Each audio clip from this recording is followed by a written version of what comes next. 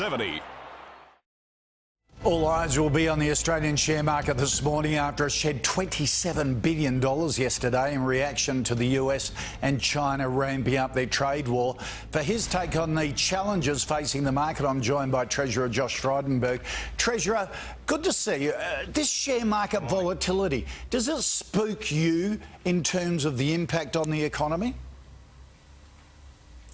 Well, I think we're going to have to get used to this volatility, given some of the trade tensions that we've seen and how that has negatively impacted on the global economic outlook. But I do want to point out to your viewers, Kochi, that the Australian stock market is up nearly 15% for the year, even with some of the recent falls. And superannuation funds have been delivering returns above 5%. And obviously the fundamentals of the Australian economy are strong, but we're not complacent. And we do look with concern at the recent trade tensions between China and the US and the impact that has more broadly. Yep, and on that economic front, you've challenged corporate Australia to rein in their share buybacks and dividends as part of a new push for productivity. How will that lift workers' wages?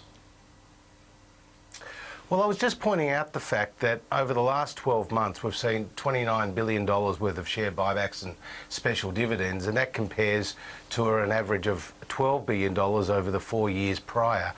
So some of our leading corporates are moving on a default basis to buying back their shares, maybe instead of looking for growth options. Now, of course, they may have some concern with the market more generally, but the more that they invest, the more that they grow, the more jobs they create, and ultimately that's good news for wages. Okay, bosses would say, though, hey, we've got dividend imputation, so we're being encouraged to pay out dividends.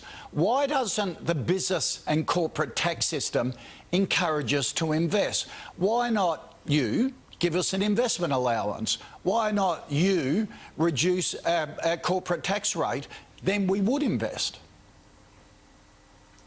Well, 2 points there. Firstly, we do have an R&D tax incentive, and $2.8 billion was paid out in 2017-18 for exactly that purpose, to encourage investment by corporate Australia.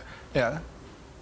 Well, obviously, we will look at various options, and I'm in discussions with the business community about how we can boost investment, but there is already a R&D tax incentive, and we will continue to take the steps necessary to ensure that corporate Australia is investing in capital, investing in equipment, boosting their managerial expertise, and that's good news for productivity and ultimately wages. Yep. Absolutely. Okay, leaving the door open to more investment concessions. Appreciate your time. Here's Sam. Good to be with you. A Victoria